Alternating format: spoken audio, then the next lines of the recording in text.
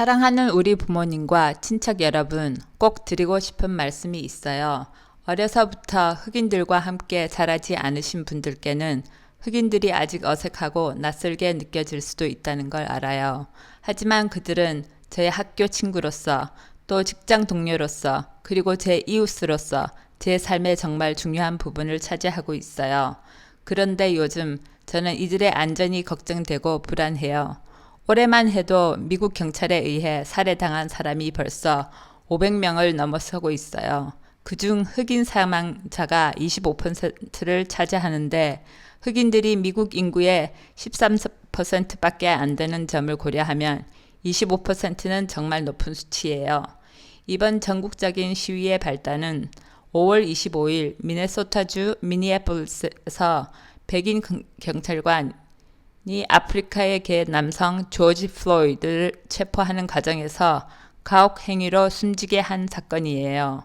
플로이드 사건뿐만 아니라 백인 부자에게 살해된 조지아 흑인 청년 아맛 아브리와 또 역시 경찰에 의해 살해된 켄터키 흑인 여성 브리아나 테일러와 8월에는 어린 셋 아들들 앞에서 경찰에 살해당한 제이컵 블레이크 같은 이 사람들의 억울한 점을 추모하며 평화 시위를 하는 겁니다.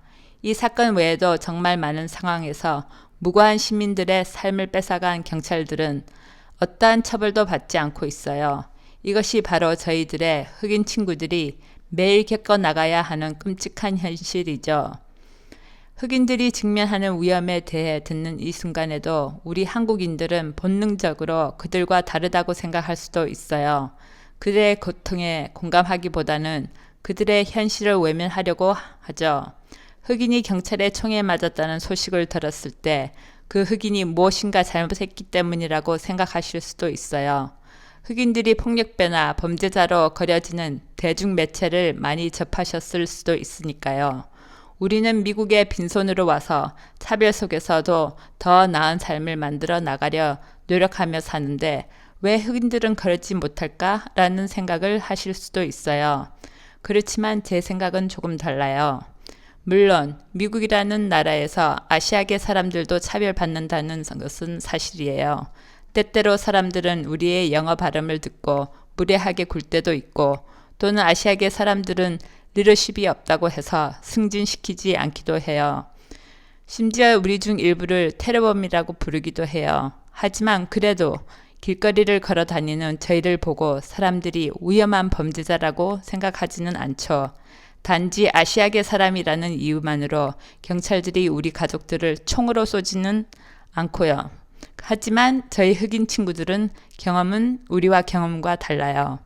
많은 흑인들은 몇 세기 전 강제적으로 아메리카 대륙의 노예 신분으로 끌려왔었고 몇 세기 동안 흑인 공동체, 가족들, 개인들 노예 제도의 이익을 위해 착취당해 왔어요. 노예 제도가 폐지된 이후에도 흑인들은 집을 소유할 권리나 투표권을 얻지 못했고 결국에는 미국 정부나 국립기관의 도움 없이 스스로 자신들의 삶을 다시 개척해 나가야 했으며 그들은 오늘날까지 계속 이어지는 폭력의 위협 아래서 살아가고 있어요. 흑인 인권운동가들은 자신들의 권리를 위해 싸우면서 그들만이 아닌 우리 한국인을 포함한 모든 이들을 위한 기회들을 얻기 위해 운동을 추진해 왔어요. 수많은 흑인 인권운동가들은 인종차별에 맞서 오랫동안 싸우던 도중 폭행을 당하고 수감되고 억울하게 목숨을 잃기도 했어요. 그리고 그 투쟁의 결과로 그나마 인종차별을 금지하는 제도들이 생기기 시작했고 결과적으로 흑인 인권운동가들이 힘들게 쟁취해낸 피부색 때문에 차별받지 않을 권리를 미국에 살고 있는 우리의 많은 친구들과 친척들이 누리게 된 거죠. 그럼에도 불구하고 우리 사회는 여전히 불공평하고 우리는 한국 이민자로서 겪는 차별은 부당하다고 느끼면서도 흑인들처럼 우리와 모습이 다른 사람들에 대한 편견은 버리지 못하고 있어요. 만약 내 동생이, 내 아들이, 내 남편이 집을 걸어가다 경찰관에 의해 총격을 당하면 얼마나 억울하고 분노하겠습니까? 이것은 법률에 의한 평등성과 공정성을 희망하는 우리 모두에게 대한 공격이에요. 이런 이유로 인해 저는 Black Lives Matter, 흑인 생명도 소중하다 운동을 지지하고 있어요. 이 운동을 지지한다는 건 저와 같은 동네에서 살아가는 사람들 또는 제 가족 일원들이 미국 흑인들의 인간성을 폄하하는 발언이나 행동을 할 때 거리낌 없이 지적하고 바로잡는 것이에요. 이런 말씀을 드리는 건 이 이슈가 우리 세대와 부모님 세대 사이를 갈라놓지 않기 바라기 때문이에요. 경찰의 폭력으로 인해 사랑하는 사람을 떠나보낸 부모님들, 그리고 그 아이들의 분노와 슬픔에 공감하시려고 노력해 주시길 부탁드려요. 더불어 저의 분노와 슬픔도 공감해 주시고 제가 저의 의견을 피력하고 시위에 참여하기로 할 때 제 결정을 지지해 주시길 부탁드려요. 친구분들께도 이 메시지를 전달해 주시고 공감을 표하실 수 있도록 권유해 주세요.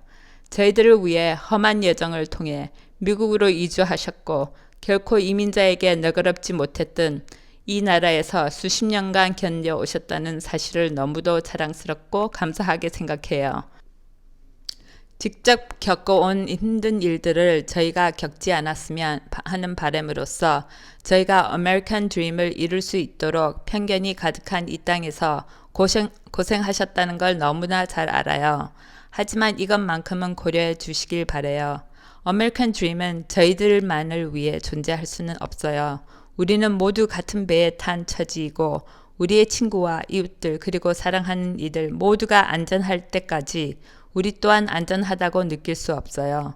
우리가 이루고자 하는 아메리칸 드림은 모든 이들의 경찰의 폭행에 대한 두려움 없이 살아갈 수 있는 미래예요. 들어주셔서 감사합니다. 사랑하는 딸, 아들, 조카, 손주, 올림.